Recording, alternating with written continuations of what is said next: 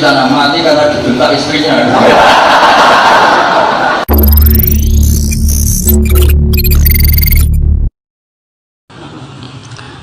Jadi di antara syafaatnya Quran itu orang nggak jadi masuk neraka. Jadi syafaat itu ada dua, dari neraka diangkat ke surga, dan itu bisa lama itu. Tapi kalau syafaatnya Quran itu yang belum masuk neraka supaya nggak jadi masuk neraka. Karena neraka juga punya aturan, dia juga kena aturan fikih. Jadi, loh betul ini, saya ada guyon. Jadi kena konstitusi apa? Fikih. Sama tak ceritani syafaatnya Quran itu ada orang itu beling itu fasik. Itu dihafal surat Tabarok. Hafal betul.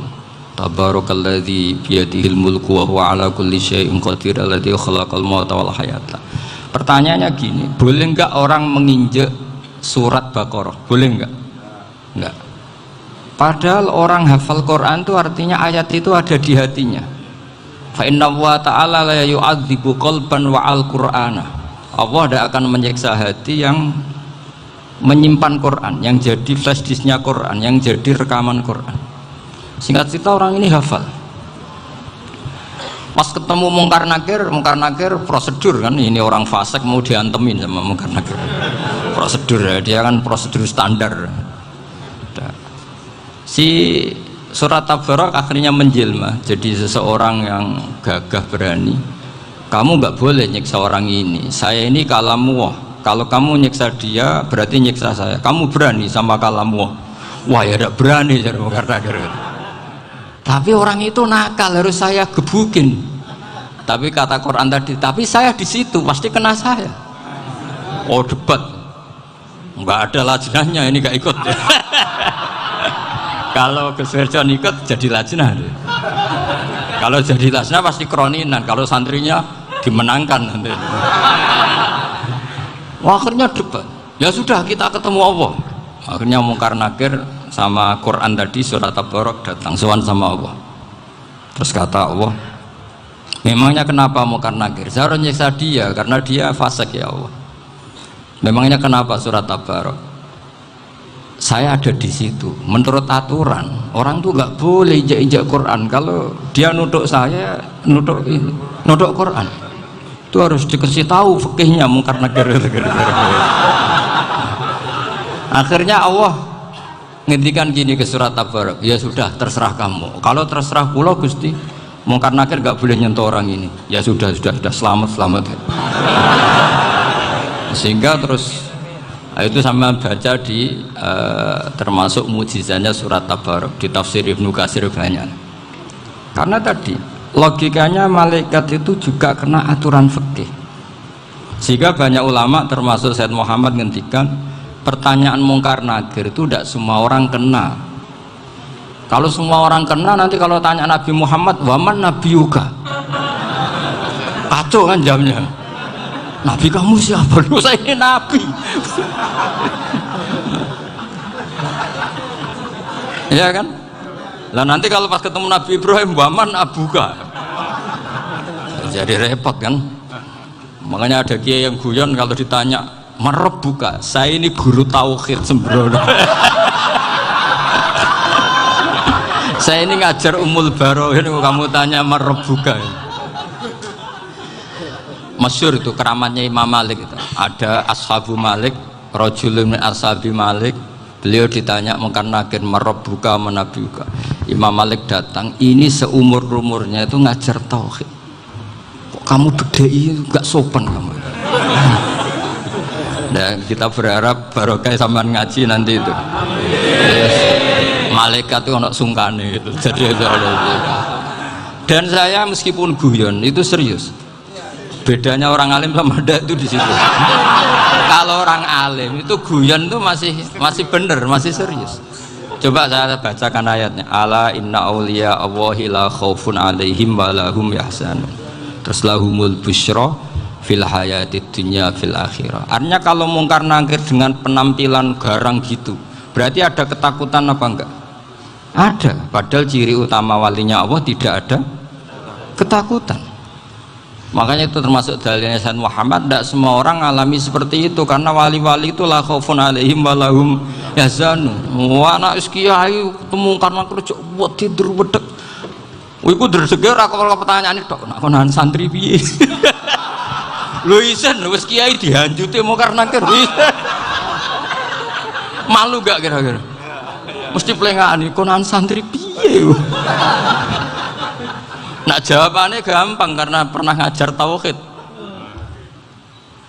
Makanya Sayyidina Ali ini cerita ini ada di kitab Nurul Dholam, sama di kitab Nurul Dholam karangannya Syekh Nawawi Banten. Itu Sayyidina Ali itu ya, andekan orang biasa mungkin ya agak-agak hasud, tapi ini wali gak boleh kamu katakan hasud. Dia tuh mangkal sama Umar. Orang kok setiap orang pernah dibentak, apa dia berani bentak Munkar Nakir? Penasaran dia. Bagaimana perangnya Umar itu berlanjut enggak gitu kira-kira. Akhirnya minta, ya Allah saya minta kasyaf. Ya karena yang minta Sayyidina Ali karena mau wajah dituruti sama kasyaf.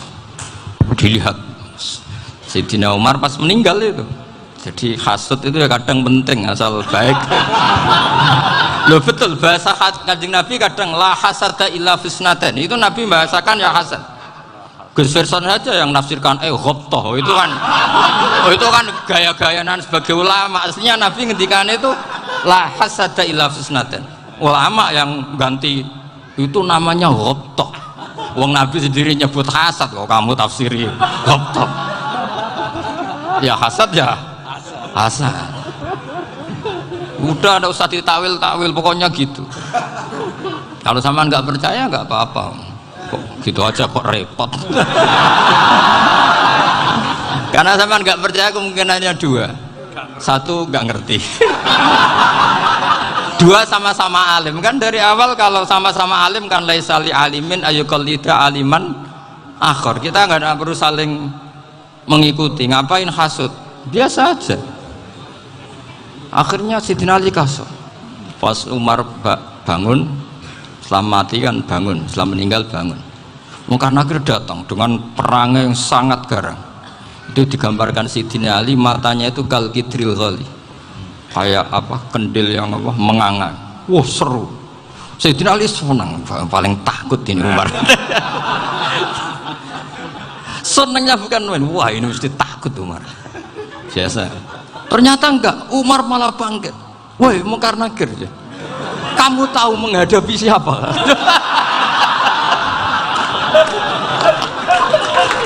Itu betul. Kamu itu menghadapi temannya ahabbal khalqi ilallah. Yang diandalkan temannya bukan dia. Kamu tahu yang kamu hadapi, saya ini teman kekasihnya Allah. Jadi boleh kamu mengandalkan Mbak Virjon. Tapi nanti resikonya Munkar Nakir tanya, itu Virjon siapa? Wah itu masalah kan.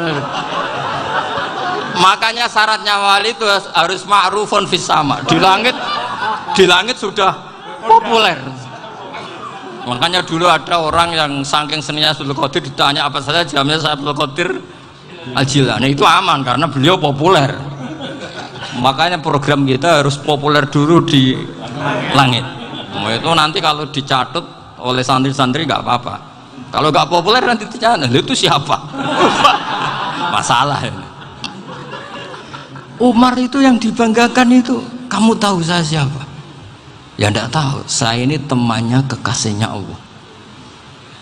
Temannya Muhammad, iya Muhammad Rasulullah. Wah mikir, waduh repot. Loh di dunia aja gitu kan, temannya presiden, temannya panglima, apalagi ini temannya Sayyidul Awalin wal Akhirin. Di dunia aja bilang temannya presiden, menteri, orang sudah takut, apalagi ini temannya Sayyidul Awalin. Hanya Munkar Nakir terus konfirmasi sama Allah, gimana ya Allah ini ngadepi. Sebetulnya yang diandalkan itu temannya, bukan dia. Wah, akhirnya sama Allah dibilangin, ya bu, ya sama seorang seperti itu bu yang sopan. Terus semenjak itu Munkar Nakir itu nggak selalu berpenampilan seperti itu, sangat. Jadi semoga itu konsisten sampai nanti. Jadi kamu kalau ingin nggak takut munkar nakir jadi wali dulu. Karena syaratnya tadi hanya wali sing la khaufun alaihim walahum yahzanun lahumul busyra fil hayatid dunya fil akhirah. Jadi orang itu kalau ngaji itu harus khatam. Jangan semuanya kena pertanyaan. Nanti kalau semuanya kena pertanyaan nanti repot. Kalau Nabi Muhammad ditanya waman Nabi juga. Nabimu siapa? Lu kan terus jadi aneh. Jadi makanya ngendikane Sayyid Muhammad semua ulama lah, nggak ada am kecuali ditaksis, kecuali sifatnya Allah. Misalnya bikulli syai'in alim, ya benar-benar bikulli syai'in. Tapi kalau am semuanya pasti ada taksis, meskipun dalam muhawarah muhadasah biasa.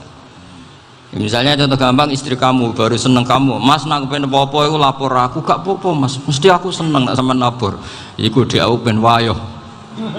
Wah langsung jadi apa wae. Mesti apa wae maksudnya kecuali itu gitu. Padahal kalau ngomong mas sampean ingin apa saja tak dukung. Terus sampean bilang pengen iku wayo. Kira-kira disetujui apa enggak? Sama seperti kita kalau punya teman akrab, wah senang omahku gak apa-apa, anggap ya omahmu dewe. Terus mlebu-mlebu kamar. Jadi tidak ada am kecuali ditaksis. Artinya kalau ada cerita bahwa orang mati pasti ngalami ditanya mungkar nakir, itu pasti ada am yang ditaksis. Itu pasti tidak dialami para anbiya, para auliya. Karena ciri utama wali itu la khaufun alaihim walahum yahzanun. Kemudian saya yang mau cerita ya, supaya sampean bisa menghadapi dunia global ini, tak bawa tafsir Munir termasuk tadi.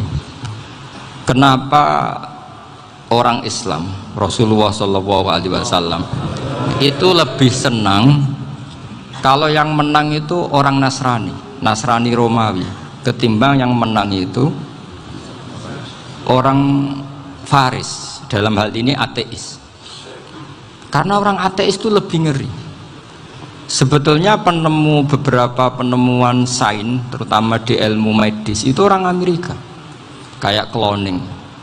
Tapi orang Amerika itu masih dilarang oleh gereja untuk mengaplikasi. Karena nanti bayi cloning itu dipakai suku cadang. Di Amerika masih ditentang oleh fatwa-fatwa agama, baik Islam maupun Kristen. Tapi di Cina itu dipraktekkan, karena nggak ada halangan agama. Di Cina itu biasa ada kondom diolah lagi jadi alat-alat aksesoris. Di Amerika tidak ada karena masih ada agama, masih ada larangan. Sehingga orang Islam itu lebih takut kalau yang menang itu Persia, karena terus cara berpikir ternyata Tuhan itu tidak ada, langit nggak ada perannya. Jadi ketika yang menang Nasrani masih berpikir itu pertolongan Tuhan, meskipun mungkin cara mengatakan Tuhan beda dengan kita. Tapi ada satu kesamaan bahwa kekuatan samawi itu ada. Itu disebut ghulibatir rum fi adnal ardi wa hum min ba'di ghalabihim saghlibun. Di sini diterangkan oleh Syekh Nawawi supaya kamu tidak salah paham. Sebetulnya kamu katakan misalnya wah itu paham liberal, sebenarnya saya tidak tersiksa. Cuma takut yang mengatakan seperti itu cek goblokir atau ngaji gitu. Itu aja masalah saya. Ini saya baca ini karangannya Syekh Nawawi, karena tadi kata Mbak Firjon ngaji itu harus sama orang bersanad. Saya ini kalah sama beliau itu berkali-kali. Secara nasab saya harus manggil Mbah. Secara silsilah ilmu saya juga kalah lagi. Saya sering disewani sama cucu-cucu Syekhona Khalil. Kiai Siddiq itu termasuk murid dekat beliau, Syekhona Khalil. Kalau itu berarti kan Gus Wirjon, Ahmad, terus Mbah Siddiq. Mbah Siddiq ngaji Syekhona Khalil. Syekhona Khalil itu pernah ngaji langsung sama Sayyid Zaini Tahlan. Berarti beliau dari Sayyid Zaini Tahlan itu baru generasi kelima. Sementara saya itu sudah ke-7 atau ke-6. Saya, Mbah Mun, Mbah Karim misalnya, Mbah Hashim, Mbah Mahfud Termas, Sayyid Abi Bakar Sato, yang ngarangnya Anatul Tolibin, baru Sayyid Zaini Tahlan. Berarti saya ke-7, kalah lagi. Tapi untuk jadi wali biasanya cepet saya.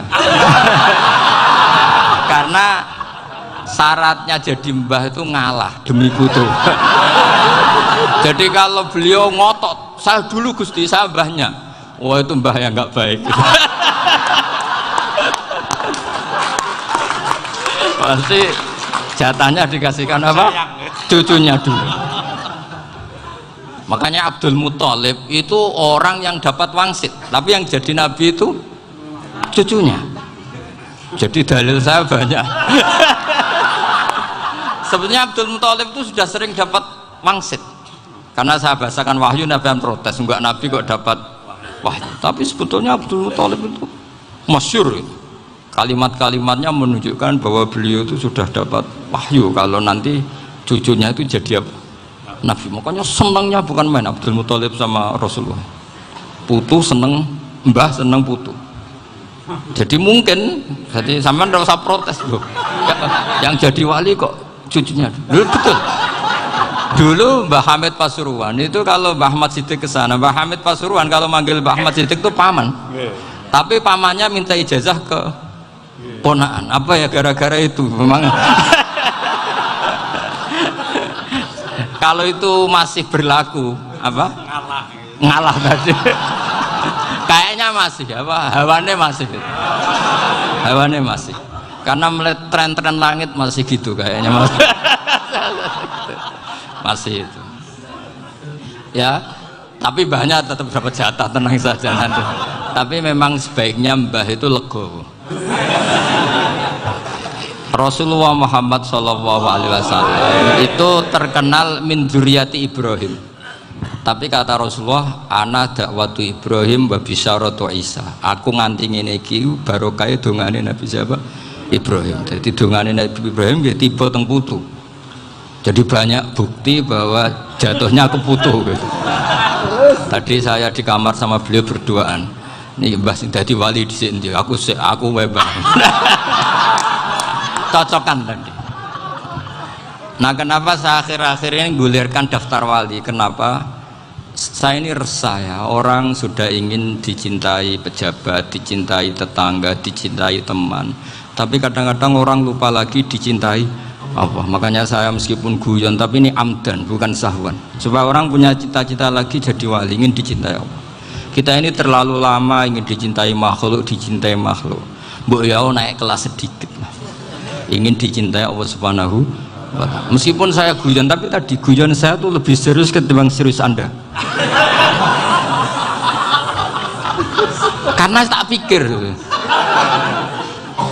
saya tuh kalau pergi itu seneng ngebis, bukan karena saya tidak punya mobil, tapi saya sering mau butuh itu supaya gak diganggu, karena saya tuh harus punya waktu sendiri.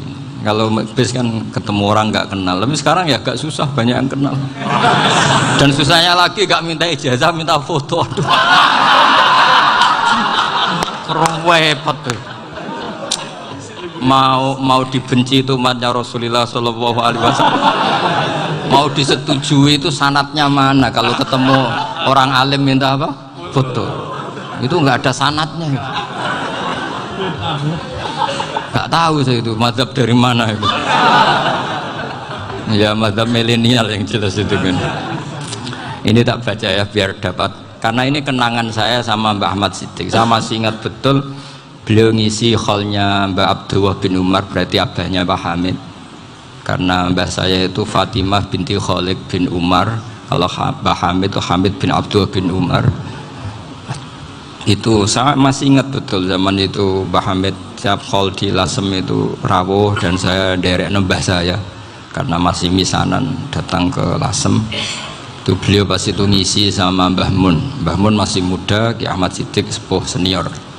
Itu beliau cerita bahwa dulu ketika Indonesia dijajah Jepang itu para kiai mimpi dibacakan ayat ghulibatir rum fi adnal ardi wa hum min ba'di ghalabihim. Terus ada kiai yang tanya, takwilannya gimana? Ya nanti Jepang pulang bukan karena kita yang mengalahkan, tapi Jepang ada yang mengalahkan sendiri, meskipun tidak kita. Kayak dulu Faris tidak dikalahkan Islam, tapi dikalahkan Romawi, tapi yang seneng umat Islam. Wa yauma idzi yafrahul mu'min. Itu luar biasa ulama-ulama kita. Delalah kejadiannya Indonesia seperti itu. Yaitu kita tidak mengalahkan Jepang, tapi Jepang pulang sendiri karena dikalahkan apa? Sekutu. Ya ini saya baca. Ini tidak usah dicek bacanya bener apa enggak, sudah aman apa? Aman. Karena kalau saya salah itu ya sengaja. Artinya ya sengaja ya biasa maksudnya. Saya kemarin ngisi di Pondok Peloso, di Pondok Al Munawir Jogja. Salah itu ada dua, ada salah memang benar-benar salah, itu nggak apa-apa bisa dimakfu karena mesti sangke wong goblok salah yang terus itu. Ada salah bawaan ilmu, itu repot tuh dadannya. Karena misalnya kita yang biasa belajar qiraah safah wayah sibuhu, mesti diulang lagi wayah sabuhu. Karena qiraahnya Imam Asim itu hasibah yah sabu bifathis sin. Sementara kita kalau ngaji kitab kulino yahsib. Sehingga kita yang biasa belajar safah itu kalau baca kitab itu kayak orang bingung. Kadang-kadang yang ngaji juga bingung. Gus Pak mau coba bulan pilih ya tepat-tepaan. Ada yang mengatakan Gus Pak bingung, ada yang mengatakan Gus Pak alim alamah ya tepat-tepaan nasib tadi. Karena memang ya safah memang seperti itu. Misalnya kufuan itu Imam Asim baca kufuan, tapi beliau punya murid namanya Syu'bah, itu kalau baca kuf'an. Makanya kita itu, ini kan khataman Quran ya, jadi saya menyinggung sedikit tentang qiraah safah. Tadi beliau juga sudah tak kasih kitab saya Hifdzuna Lihadal Mushaf. Sama tak ajari latihan safah, memang angel ya. Makanya yang nggak bisa itu wong pinter, sudah tahu angel ya nggak usah diteruskan kan. Orang menghindari barang angel itu pinter apa goblok? Pinter. Berarti wong goblok pinter. Saya tuh makanya sama orang goblok tuh respect. Jadi orang alim tuh angel apa gampang? Angel. Menghindari barang angel pinter apa goblok? Loh, orang menghindari barang angel pinter apa goblok? Pinter. Berarti wong goblok pinter. Jadi saya sama orang-orang goblok itu respect. Sudah tahu jadi orang alim angel ya barang angel ya harus dihindari. Makanya saya ini insya Allah umatnya Nabi yang termasuk yang terbaik. Amin. Karena mencintai umatnya Nabi termasuk yang goblok. Wah itu tidak gampang itu. Karena tadi sudah tahu ya. Seperti itu loh orang naik Panjat Pinang itu yang naik karena ingin hadiah, yang nonton sudah tahu wah licin kok dinaikin mau keplodok ya. Tapi orang sepakat yang nonton juga pinter karena sudah tahu ribet kok tuku yang pasar kena lah apa mana. Sama juga gitu, ngalim tafsir angel, ngalim fikih angel, tak karek ngaji ngerekam kan gampang. Itu pinter apa goblok? Pinter. Iya. Makanya kulo niku mbok burohno ngono tok. Saya tadi dinasihati Mbak Virjon, muga-muga hati saya selamat. Saya itu meskipun kata orang banyak, muhibbin saya banyak, tapi saya insya Allah tidak riya. Saya itu pakai kitab namanya Tasbidul Fuad, itu karangannya Said Abdul Al-Haddad. Ketika beliau punya muhibbin banyak ditanya, bagaimana ya Habib Anda menjaga hati Anda? Jamnya Said Abdul Al-Haddad itu unik. Innama azzamu Allah. Mereka itu sebenarnya menghormati Allah, cuma butuh sarana, dan itu saya. Jadi saya tahu sampean semua itu mencintai Quran, mencintai sunnah Rasul, mencintai hadis-hadis Rasul. Cuma sampean kan karena nggak paham, terus manfaatkan saya. Jadi sebenarnya saya ini korban. Korban. Jadi saya mau riak gimana? Korban kok mau. Bangganya di mana tuh? Coba sampean misalnya ngaji tafsir, belajar sendiri kan susah. Terkibnya susah, maknanya susah. Bahkan beli kitabnya kadang tidak kuat. Loh, untuk jadi alim tafsir itu kan harus beli kitab. Loh, saya sering belajar kitab itu jutaan. Tafsir Tobari, saya pernah beli kitab Fakhrur Razi itu berapa coba? 27 jilid.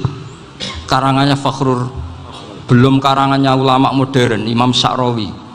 Itu berapa jilid? Itu jutaan. Saya kemarin juga dihadiahi kitab Pak Quraish Shihab namanya Faidul Bari fi Syarhil Bukhari. Pak Quraish Shihab yang terkenal kan? Ya sering diskusi sama saya ngasih hadiah beliau ngasih hadiah saya. Oh itu harganya nggak kuat. Tidak kuat kadang di Indonesia nggak ada coba. Dan sama orang hebat menghindari kesulitan itu.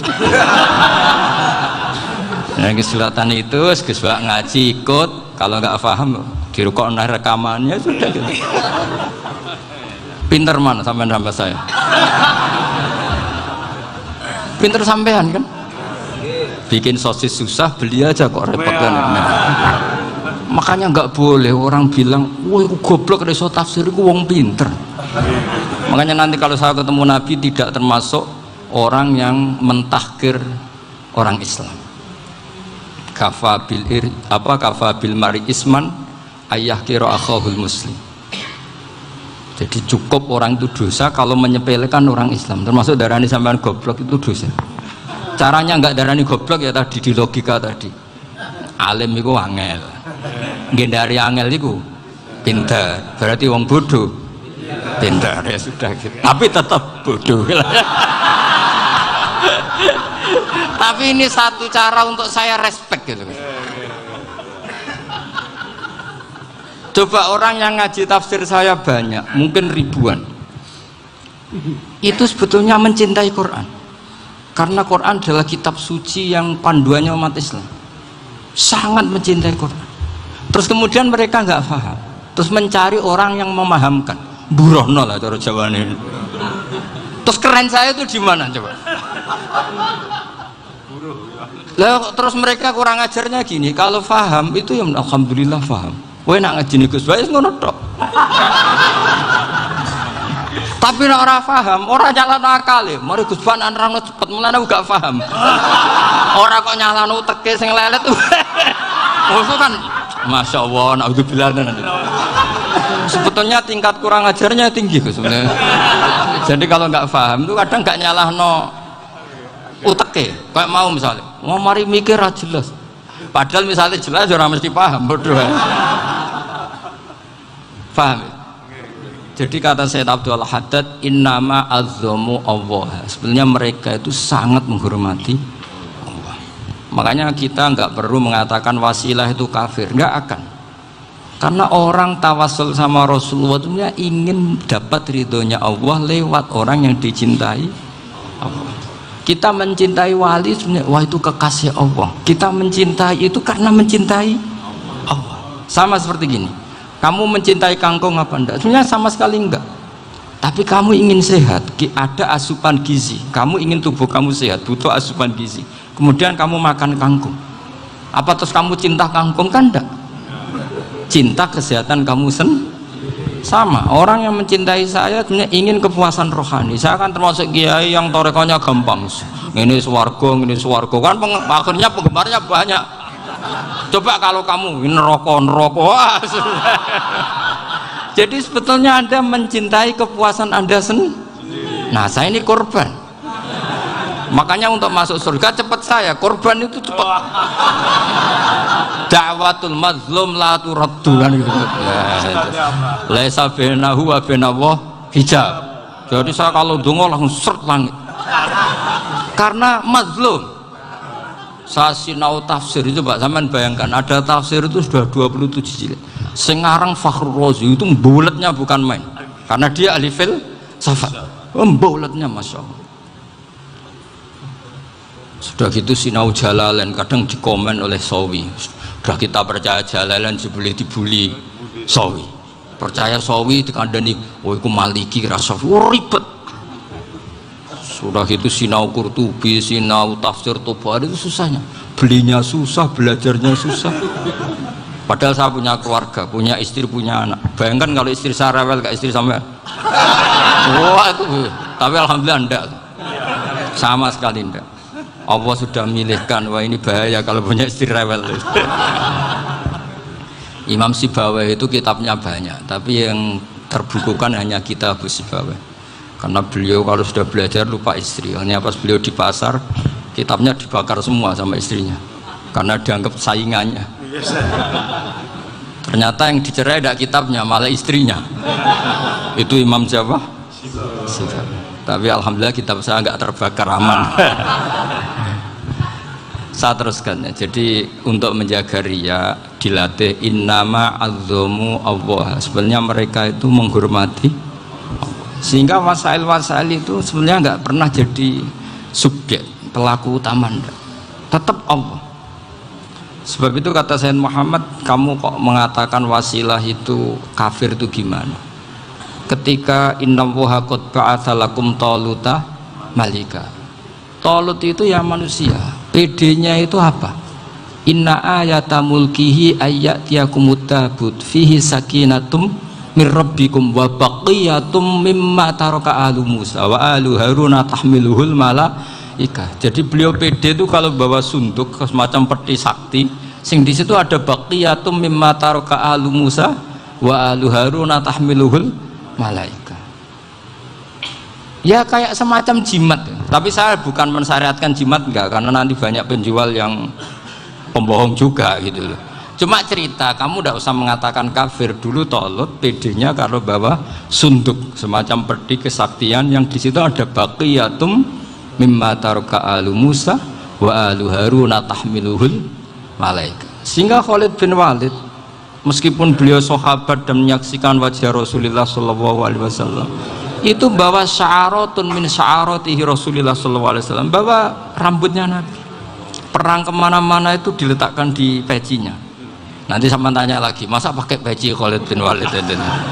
Wah panjang, sampai itu repot. Sampai tak warai ngaji usul fikih. Usul fikih itu kalau ngaji itu ada istilah tangkihul manat. Ini mesti ini wilayah yang kita bisa berdebat sama Mbah Firjon. Dulu itu musuh saya karena saya makili Anwar, beliau makili Peloso. Tapi tahu-tahu kalah tua terus saya mengundurkan diri. Di fikih itu ada istilah, ada tangkihul manat, ada tahqiqul manat, ada tangkihul manat. Tangkih itu kira-kira gini, lafadz hadis itu dibuang sekian untuk tahu bahwa itu madarul hukmi. Misalnya gini, tak beri contoh paling gampang. Sama harus paham, kalau nggak paham nggak pinter-pinter. Ja'a a'rabiyun ila Rasulillah sallallahu alaihi wasallam. Ya karena ini menghormati Mbah Ahmad Siddiq, saya orang alim, jadi ngaji ini tetap ada suasana alim. Ya harus ada suasana alim, nggak perlu jadi orang alim tadi susah. Sudah ngindari susah itu pintar, sudah itu aja. Jadi orang alim susah, ngindari barang susah pintar, berarti orang tidak alim pintar. Nah, meskipun tetap sudah itu pegangi sampai mati nanti. Loh, jadi orang alim itu repot. Itu kata Imam Ghazali, kalau orang alim kalau mau masuk surga itu sama Allah nggak boleh. Kif, kamu nggak boleh langsung masuk surga. Coba cari umat kamu, syafaati dulu. Nah, saya takut nyari sampean tidak bisa kembali. Saya tidak punya rencana itu. Pokoknya mau masuk. Golek sampean kuaduan. Aduan balik raroh dewe, wah repot nanti saya. Berat jadi orang alim itu berat. Ya saya teruskan ya. Ada tangkihul manat. Ja'a a'rabiyun ila Rasulillah sallallahu alaihi wasallam. Faqala ahlaktu wa ma ahlakaka qal waqatu imraati fi nahari Ramadan. Ya sidang saya ini rusak ya Rasulullah. Kenapa? Karena saya menjima istri saya fi nahari Ramadan. Kata Nabi, kamu harus bayar kafarah. Napa Nabi kafarah? Puasa 2 bulan. Wong baru 1 hari aja terjadi gitu kok disuruh puasa 2 bulan. Ya tidak kuat ya Rasulullah. Baru berapa hari saya puasa aja kecelakaan seperti itu. Apalagi kalau sampai 2 bulan. Tidak ya Rasulullah. Ya sudah kalau gitu kamu pertama ngasih makan apa? Itqu raqabah kan, pertama merdekakan budak. Tapi kan sekarang nggak ada budak, makanya sekarang langsung puasa. Wah ini nggak bisa semua. Ya sudah ngasih makan orang 60, kasihkan siapa ya Rasul? Ya orang fakir. Saya ini paling fakir di kampung saya ini orang paling fakir. Jadi mulai dulu orang fakir itu hubungan suami istri itu paling lancar mulai dulu. Makanya orang fakir itu anaknya banyak karena hiburannya hanya itu. Wong Ramadan aja. Coba Mau ke ATM nggak punya uang, mau antri di bank nggak punya, mau apa coba? Itu mulai dulu. Ini sanatnya mutasil. Wah, akhirnya sudah sanksinya kan tadi ya, idku rokobah atau puasa 2 bulan berturut-turut atau ngasih makan 60 orang miskin. Lalu kata ahli usul fikih, kata A'rabi dibuang, nggak menjadi catatan hukum. Orang kota pun kalau melakukan itu juga kena sanksi yang sama. Imro'atau juga dibuang. Andai kan itu dilakukan untuk amatnya juga ketentuannya sama. Nah sekarang perdebatan antara Imam Syafi'i dan Imam Malik begini. Sekarang pertanyaan gini, jima istri itu hukumnya boleh apa haram? Boleh kan? Lalu kalau ada orang tanpa udzur kemudian makan siang-siang, cara Imam Malik hukumnya sama, harus kena sanksi yang sama. Karena sama-sama hadku hurmati Ramadan bighairi udzrin syar'iyyin. Sama-sama merusak hukum Ramadan tanpa udzur syar'. Lo jima itu tidak zina. Kan hukumnya jais. Nah sekarang makan hukumnya jais, harusnya juga kena ketentuan yang sama. Cara pikirannya Imam Malik. Nah alhamdulillah Imam Syafi'i gak setuju. Wah cara setuju repot. Bahkan orang-orang Syafi'i sudah punya khilaf, kalau gitu minum dulu. Iya biar nggak kena. Iya biar iftarnya pakai minum. Setelah minum baru jima kan. Ya. Ini sudah menyiapkan khilafnya. Ini khas Syafi'i ini, bongsong rekayasa hukum. Nanti bisa belajar jauh cara ngakali hukum. Makanya guyonan yang masyhur Gus Dur itu gitu. Ada seorang kiai atau Gus lah, ya punya salah, namanya manusia kan punya salah, entah cangkruk entah apa, pokoknya punya salah. Ada wartawan yang ngiranya semua kiai itu orang suci, sehingga tanya sama Gus Dur, Gus itu ada kiai kok ya pokoknya salah lah gitu. Tapi jangan bayangkan dosa besar, enggak, kecil-kecil aja. Itu gimana itu, padahal kiai kan orang suci. Jawabnya Gus Dur lucu, ya justru yang boleh salah itu para kiai, kalau kamu nggak boleh. Loh, kok bisa Gus? Karena mereka tahu caranya tobat. Repot. Kalau kamu nggak tahu caranya, sama pelanggaran hukum itu ya harus pakar-pakar hukum. Itu yang tahu caranya rekayasa. Kalau kamu ya kena pasal kan ya. Jadi kamu jangan niru saya ini punya sekian cara untuk nah, itu namanya khilaf. Makanya kata Sayyid Muhammad, kamu tidak usah anti khilaf, karena Abu Hanifah itu membolehkan khilaf, kitabul khiyal. Yang penting kamu soleh dulu, setelah soleh nanti Allah maklumi. Soleh dulu, syaratnya soleh dulu. Kalau tidak soleh jangan.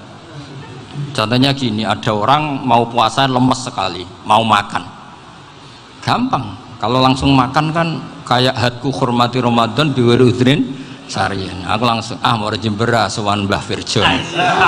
Sudah status saya Pak musafir. Ya, sudah berangkat aja sampai Tuban makan.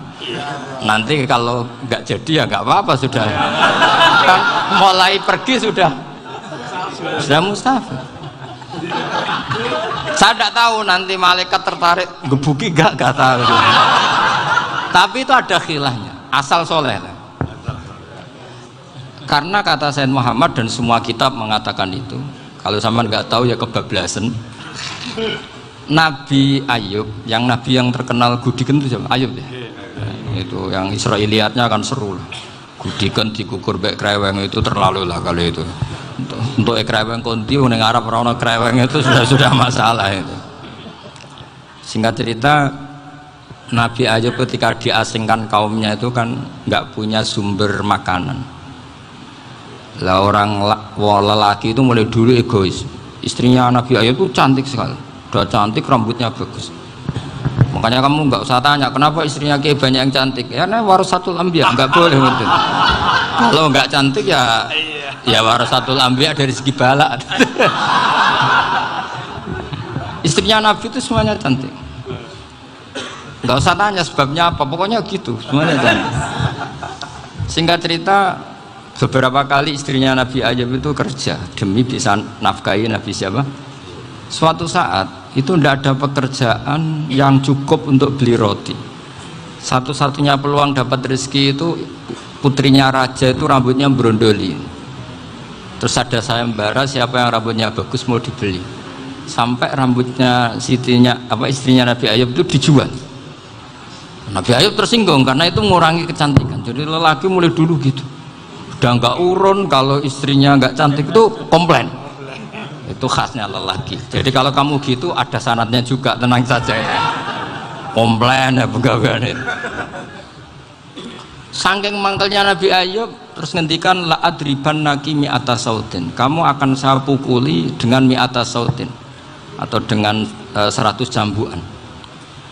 Atau mi'ata dikhtin atau mi'ata apalah sesuai konteks zaman itu. Engko namanya pecut tuku konti kok ribet lagi. Singkat cerita, akhirnya ketahuan bahwa istrinya menjual itu demi Nabi Ayub. Allah nggak ridho kalau kekasihnya yaitu istrinya Nabi Ayub wis perjuangan kayak gitu malah kena hukuman.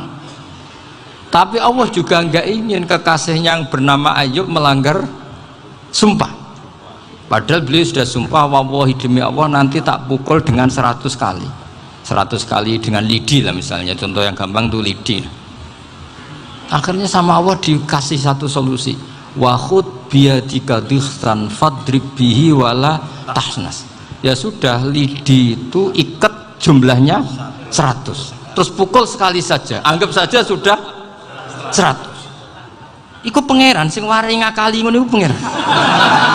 Tapi syaratnya soleh. Syaratnya soleh. Jadi kalau kamu anti khilaf berarti anti ajarannya Allah di ayat itu. Wa khud biyadika dikhtan fadrib bihi walata. Itu dulu ada, ini cerita di Ithaf. Ini cerita terakhir. Ini sudah sama jangan nama sudah. Terus pengumuman tadi yang nggak pernah sepuh ngutang saya itu haram tadi. Karena tadi saya punya kewajiban di rumah yang bisa menggugurkan ya kewajiban yang lebih besar. Lebih besar itu ya tadi bisa pernah guru, pernah sepuh, yang jelas gak umur sampean menang kabeh itu tua serepet itu. Ada raja itu ganteng kaya, senengane nikah perawan cantik. Itu semua kampung mesti kenal. Mungkin digilir atau gimana pokoknya. Suatu saat ada pemuda suka sama perempuan yang di kampungnya, cantik sekali. Kemudian pemuda ini ternyata pekerja di kerajaan itu. Tiap hari ditanya, wah itu yang di kamu yang cantik siapa? Mau saya nikahin gini. Wah bahaya ini saingannya raja. Jadi yang dibidik pemuda tadi itu saingannya. Si raja ini orang yang namanya raja kan gengsinya tinggi. Kaifatang kihuha wa qad ra'aitu qad qabbalaha rajulun. Kok mbok nikah piye? Saya itu pernah melihat dicium lelaki. Wah gak mau. Gak gelem wis kadung ditambung lan waqat qabbalaha rajulun. Saya pernah melihat sendiri qabbalaha rajulun, dicium oleh lelaki. Sudah gak minat raja langsung gak keren. Suatu saat pemuda tadi nikahi perempuan itu. Rajanya marah-marah, kamu lelaki gak punya harga diri gini. Gak punya selera, gak punya harga diri, sudah pernah dicium orang kok tetap dinikah. Terus bilang ke raja, ta'rif manir rajul, lelaki itu siapa? Abuha. Kamu tahu lelaki itu siapa? Sopo? Abuha. Bapaknya. Saya kan hanya bilang rajulun. Pernah dicium lelaki. Lah pikirannya raja lelaki kue ngene iki. Tapi butuhe canom mau raja ben gak sida itu aja tuh. Barokah digulirkan gitu waqat qabbalah rajulun. Wah enggak mau. Setelah itu suatu saat pegawainya tadi nikahi perempuan. Kamu enggak punya harga diri gini. Kamu tahu mandir rajul apa abuha. Wah nak ngono aku gak apa-apa. Lah monggo sakniki wis bojo kula. Ora trimo wis diambung wis macam-macam, Pak. Lah itu namanya khilah. Apa? Khilah. Kalau di Balawo disebut tauriyah atau apalah. Tapi saya tidak ngajari sampean seperti itu. Sudah pinter sebelum saya ajarin. Bongso ngakali kan sudah pinter. Ya ini terakhir tak baca ya, tak baca Arabnya saja nanti. Bismillahirrahmanirrahim. Biar dapat barokahnya Syekh Nawawi juga barokahnya guru-guru. Bismillahirrahmanirrahim. Wasababu nuzuli hadil ayati annahu kana baina farisa war rumi qitalun wa kanal musyrikuna yawadduna antaghliba farisu ar-ruma li anna farisa kanu majusiyan ummiyin wal muslimuna yawadduna ghalabatar rum ala faris liqaunihim ahla kitabin.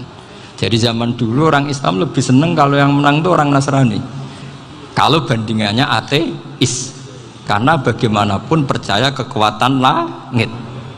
Sementara orang ateis sama sekali tidak percaya kekuatan. Apapun bedanya kita dengan Nasrani itu ada kesamaan, yaitu percaya adanya kekuatan langit. Sehingga ketika orang Romawi kalah itu orang Islam ikut susah. Paham ya? Makanya ini tak baca biar sampean enggak macam-macam pikirannya. Fab'atha Kisra saat terusnya, ya pokoknya seperti itu. Akhirnya Rasulullah SAW berdoa lebih seneng yang menang itu Rom karena ahli kitab. Artinya apa? Kemenangan ahli kitab adalah kemenangan makhluk atau hamba Allah yang mentautkan kekuatan kita di bumi dengan kekuatan langit. Makanya saya berharap selain kita ikhtiar medis, kita harus memperbanyak istighfar. Bagaimanapun semua itu dari Allah Subhanahu wa ta'ala. Kita menghormati negara dengan ikhtiarnya, tapi saya mohon sekali kita juga istighfar, karena semua itu juga ditentukan oleh Allah, oleh langit. Ya, saya kira demikian. Assalamualaikum warahmatullahi wabarakatuh.